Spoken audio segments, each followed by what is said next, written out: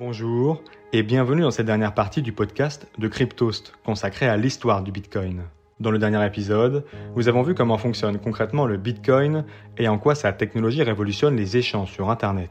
Aujourd'hui, nous allons voir quelques autres crypto-monnaies, détailler leurs spécificités et voir ce qu'elles apportent à l'univers crypto.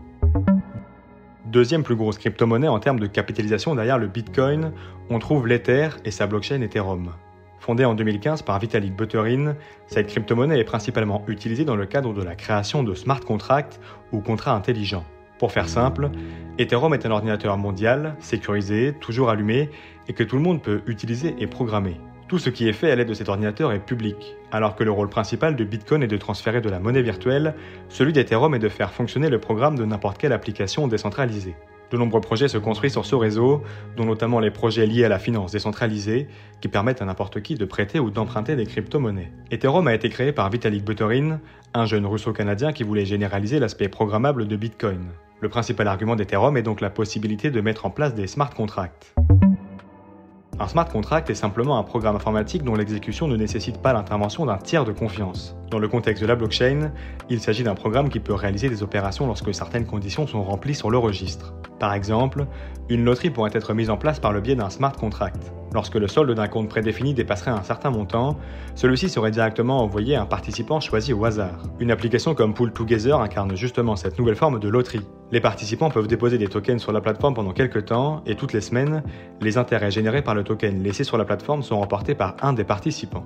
Ethereum est également à l'origine de nombreuses crypto-monnaies bien connues du grand public, comme EOS ou encore Binance Coin, même si elles ont depuis développé leur propre blockchain et pris leur indépendance vis-à-vis du réseau Ethereum. Il est en effet possible de créer sa propre devise programmable sur le réseau Ethereum sans avoir de connaissances particulières sur la technologie blockchain.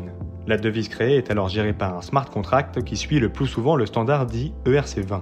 Il existe bon nombre d'autres tokens dits ERC, avec chacun leur spécificité. Avec le standard ERC20, l'autre type de jetons populaire sur le réseau Ethereum sont les jetons dits non fongibles ou ERC721. Le jeton non fongible est un objet unique et identifiable qui ne peut être divisé ni mélangé avec d'autres jetons. Grâce à eux, il est notamment possible de représenter un morceau de terre virtuel comme dans le jeu Decentraland, d'élever des chats virtuels avec CryptoKitties ou de tokeniser des biens immobiliers avec le projet Realty.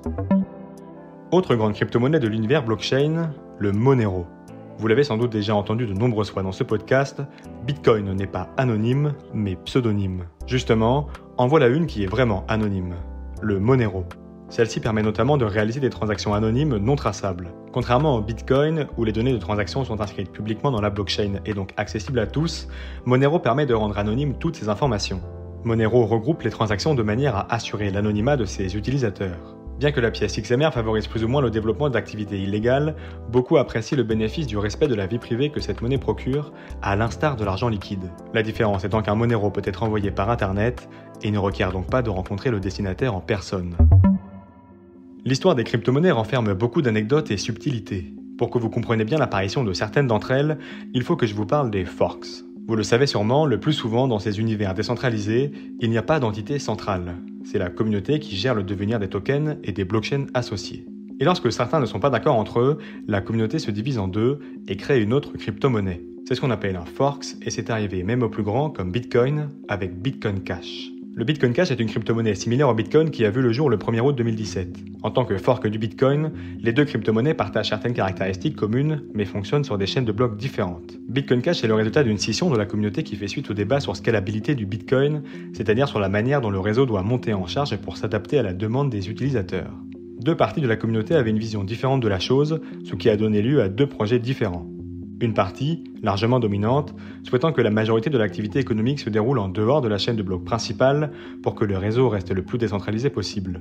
Et une autre, plus petite, pensant que la chaîne de blocs pourrait accueillir une très grande partie des transactions tout en restant suffisamment décentralisée. Tout comme le Bitcoin Cash a pour ambition de devenir, comme indiqué dans son livre blanc, une monnaie électronique pair à pair et décentralisée fonctionnant sans banque centrale ni tierce partie. Les partisans du Bitcoin Cash défendent sa légitimité à se réclamer de Bitcoin dans le sens où il serait la continuité du projet originel. Bitcoin Cash suivra effectivement la vision qu'avait Satoshi Nakamoto pour Bitcoin lorsqu'il était encore présent, c'est-à-dire un passage à l'échelle qui se ferait principalement sur la chaîne de blocs. On l'a dit, le fork entre Bitcoin et Bitcoin Cash a eu lieu le 1er août 2017. En augmentant la limite de la taille des blocs à 8 mégaoctets, l'implémentation de Bitcoin Cash a provoqué un hard fork de la chaîne des blocs de Bitcoin, c'est-à-dire une duplication de la chaîne en deux chaînes distinctes. Celle suivant les anciennes règles, Bitcoin, et celle adoptant les nouvelles règles, Bitcoin Cash.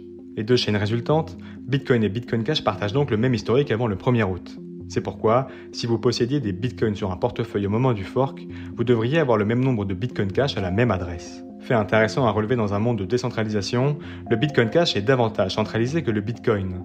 Les blocs étant plus grands et plus lourds, les machines qui doivent les miner doivent être plus puissantes. En 2019, la pool de minage BTC.top, une société privée basée en Chine, représentait 50,2% de la puissance de calcul de l'ensemble du réseau Bitcoin Cash.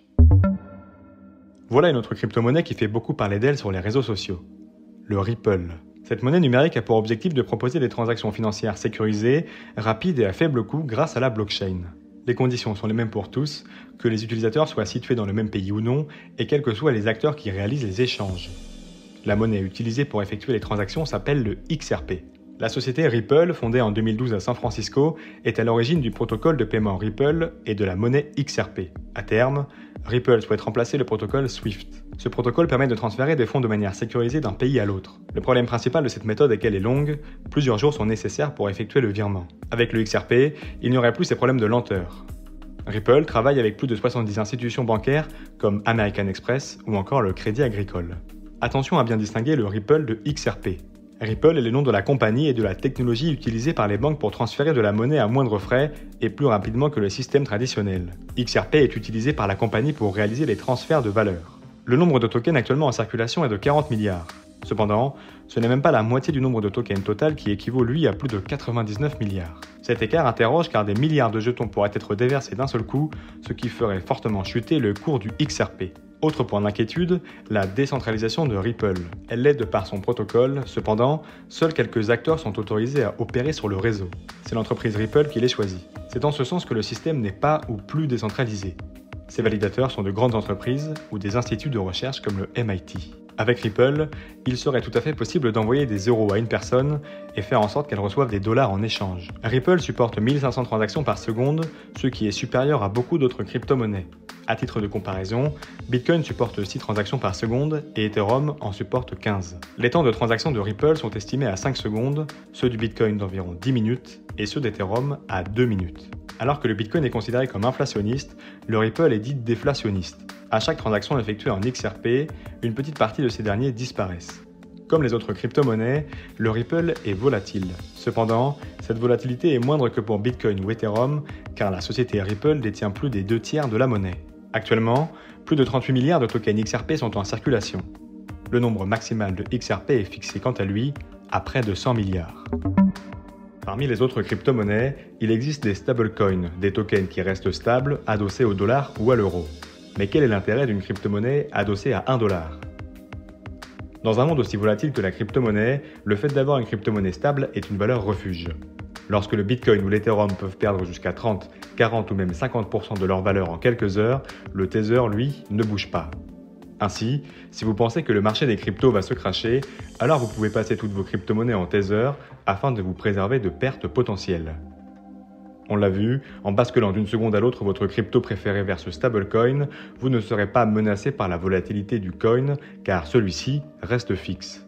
Mais vous ne subirez pas non plus les frais des plateformes qui, bien souvent lors de basculement en monnaie fiat, lorsqu'elles le permettent, prennent une commission supplémentaire. Un cas concret a été observé le 13 mars dernier. Quand le Bitcoin a perdu 40% de sa valeur en un jour, le Tether, lui, n'a bougé que de quelques pourcents avant de se stabiliser à son prix initial quelques heures plus tard. Également, et ce n'est pas à négliger, une vente en crypto-crypto du type Bitcoin contre le Tether n'est pas imposable en France car la crypto-monnaie ne repasse pas en dollars ou en euros. Ce sont donc des calculs en moins à faire chaque année pour le contribuable tant que vous ne passez pas vos USDT en euros par exemple. Notez qu'il est très facile ensuite de revendre vos USDT contre de l'euro sur les plateformes qui le permettent. Mais qui est derrière le Tether ? Théoriquement, derrière chaque Tether, appelé aussi USDT, il devrait se trouver un dollar. Ainsi, si tout le monde décidait d'échanger ses USDT contre du dollar, tout le monde devrait obtenir son dû. Les réalités semblent légèrement différentes. En effet, après plusieurs audits financiers de la société, il s'est avéré que beaucoup plus de Tether étaient en circulation par rapport au nombre de dollars réels adossés dans les comptes de la société. Il reste cependant le stablecoin le plus utilisé, avec un market cap de 9 milliards de dollars en juin 2020. Notez qu'il existe de nombreuses alternatives à celui-ci, comme l'USDC, le PAX ou encore le TUSD. Savez-vous qu'il existe un bijou français parmi les plus grosses crypto-monnaies du monde ? Blockchain française concurrente à Ethereum qui permet elle aussi de créer des smart contracts, Tezos permet la création d'applications décentralisées. Ce projet a levé plus de 230 millions de dollars à travers son ICO durant l'été 2017. Après un léger retard à l'allumage et de nombreux problèmes d'ordre juridique, le Tezos a fini par trouver sa place dans l'univers des crypto-monnaies. La fondation Tezos, qui est derrière le projet, est aussi la première à avoir été auditée par un des 4 plus gros cabinets d'audit du monde, le PwC. Le consensus utilisé par Tezos pour faire fonctionner sa blockchain est celui du Proof of Stake. En plus d'un langage de programmation différent d'Ethereum, la gouvernance est également fortement différente. Tezos a en effet décidé que ce seront les plus gros holders qui seront favorisés lors de la prise de décision. Ils décideront par un vote des mises à jour prioritaires à effectuer sur la blockchain selon le système un token égale une voix. De ce fait, l'utilité du token XTZ est de voter pour le futur du projet. Les petits holders pourront également voter, mais leur poids dans la décision finale sera nettement plus faible. Ainsi, les détenteurs de token XTZ deviennent des nœuds du réseau. Cela en fait un réseau décentralisé. Le fait de favoriser les plus gros détenteurs de XTZ lors des votes devrait également diminuer les risques de fork potentiels du token. Aujourd'hui, il est possible de déléguer ces tokens XTZ notamment sur Coinbase et percevoir des intérêts grâce à ceux-ci. Une pratique qui se démocratise de plus en plus et qui plaît aux investisseurs qui peuvent espérer entre 4 et 8% de rendement annuel. Vous voilà désormais briefé sur quelques autres grandes crypto-monnaies qui participent à cet univers densément peuplé. Sachez qu'il en existe en réalité plusieurs dizaines de milliers avec des intérêts plus ou moins flagrants. J'espère que ces 4 épisodes sur l'histoire du Bitcoin vous ont plu et que votre soif d'information a été comblée. Notez que les prochains podcasts se veulent interactifs. Pour ce faire, rendez-vous sur les réseaux sociaux de Cryptost afin de voter pour les sujets que vous souhaitez entendre. D'ici là, restez curieux et retrouvez toute l'actualité des crypto-monnaies sur notre site cryptost.fr.